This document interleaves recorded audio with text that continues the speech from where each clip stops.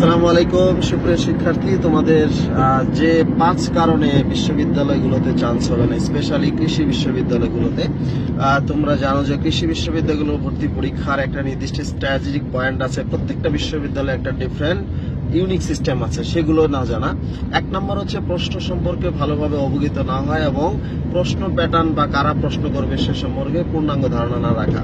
Number 2 হচ্ছে তোমরা নিজেদেরকে প্রতি যত্নশীল না হয়ে তুমি দেখবা যে হচ্ছে বিভিন্ন ধরনের প্ল্যাটফর্মে বিভিন্ন জায়গায় দৌড়াদৌড়ি করে দেখবা হচ্ছে একটা স্টুডেন্ট বা একটা প্ল্যাটফর্ম ব্যবহার তৈরি হয়েছে, তাদের সম্বন্ধে তোমার স্টাডি না করে কমপ্লিট তুমি হচ্ছে ফার্স্ট ইয়ার সেকেন্ড ইয়ার একটা স্টুডেন্টের প্রতি পূর্ণাঙ্গ আস্থা রেখে তুমি তোমার জীবন যাপন পার করলা এবং সে যা বললা, বস ম্যাথের বস, কেমিস্ট্রির বস, ফিজিক্সের বস, এসব শুনতে শুনতে তুমি দেখবা সময় পার হয়ে গেছে, তোমার আর চান্স হয় নাই।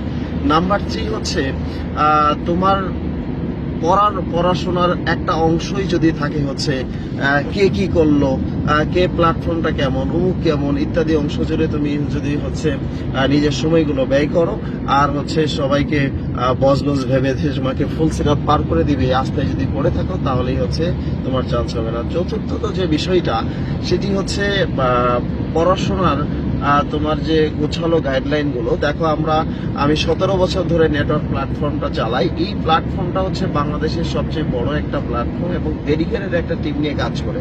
কিন্তু আমরা তোমাকে কখনোই ডিরেক্ট বলতে পারি না যে হচ্ছে এটা করলে চান্স হবে, এটা করলে চান্স হবে। এটা না, চান্স একটা লম্বা প্রসিডিউর এবং হচ্ছে এটা হলো একটা সুনির্দিষ্ট স্টাবলিশ গাইডলাইন। এটা যদি তুমি ফলো না করো তাহলে তোমার কমপ্লিট হবে না। কিন্তু এই জায়গাটাতে তোমাকে যেটা করতে হবে সেটি হচ্ছে যে প্রশ্ন ব্যাংক অ্যানালাইসিস, এই টপিক সিলেকশন করে বিশাল সিলেবাস থেকে তোমার গুরুত্বপূর্ণ অংশগুলো তোমার পড়ানো। কিন্তু তুমি দেখবা যে হচ্ছে এগুলো না করে তুমি দেখবা যে আনলিমিটেড আননেসেসারি পড়াশোনাগুলো তুমি করতেছো। লাস্ট যেটা সবচেয়ে বেশি ইম্পর্টেন্ট সেটি হলো দেখবা তুমি আশেপাশে পিডিএফ, তারপর হচ্ছে মানে শিট, সাজেশন ইত্যাদি সরাসরি ফলশ্রুতিতে তুমি দেখবা এই সাজেশন শিট সরাসরি আগেই তুমি হচ্ছে একটা মানসম্মত বই তোমার জন্য খুব বেশি দরকার। যেমন হচ্ছে নেটওয়ার্ক গাইডটা দেখবা তোমরা 90%-এর বেশি কেন কমন পড়ে, কারণ এটা একটা কমপ্লিট বই।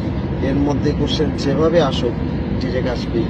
এই কারণে দেখো কোশ্চেন প্যাটার্ন ওইভাবেই এটা সাজানো হয়েছে।